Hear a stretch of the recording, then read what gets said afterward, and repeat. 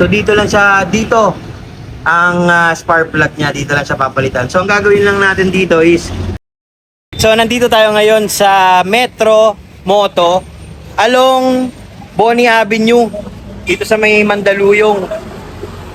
653 Boni Mandaluyong. Waste nyo lang mga idol. Ito yung NK400 natin na version 4 2022 model.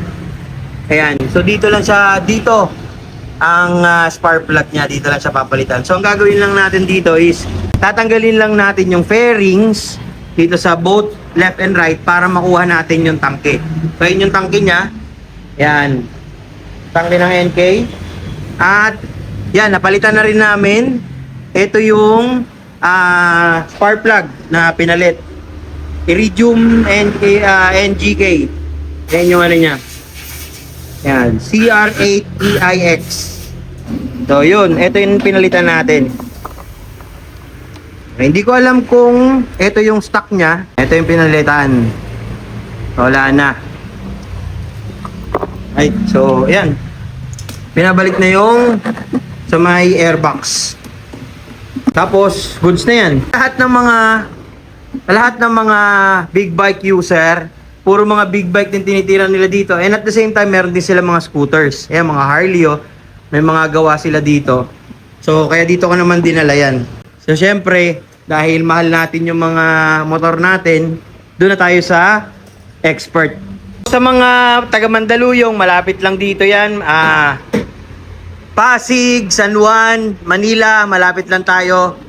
Boni Avenue. Kung kayo may problema o kailangan nyo maintenance pagdating sa mga motor ninyo, dalhin nyo lang dito. Kawasaki 650. Yan. Maintenance din yan. At ginabi na tayo. Ito, NK. Ito yung NK natin. Alright mga idol, okay na. Gawa na rin. Kung makikita ninyo, ayan. Maandar na. So napalitan na yung spark plug, nalinis na rin yung loob. Air filter, palit. Tapos, spark plug, air filter, throttle body, saka wirings, nagpapalit na rin tayo signal light, saka yung busina. Goodbye na sa stock na signal light natin sa harap. Wala na. Ayun na.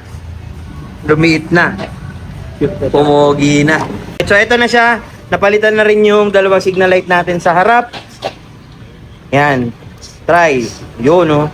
Ito na siya sa kabila. Yan. Hazard.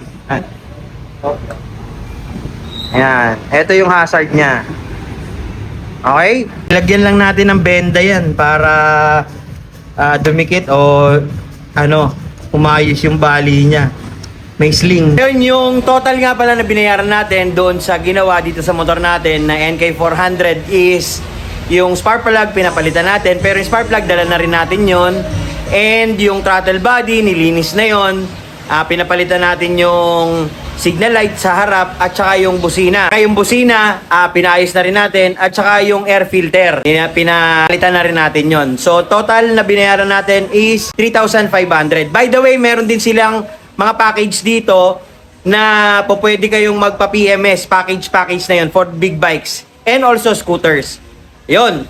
Sana makatulong sa inyo yung video na to para alam ninyo kung saan kayo pupunta, lalong-lalo na kapag magpapa-maintenance kayo, lalong-lalo na sa big bike at saka scooters.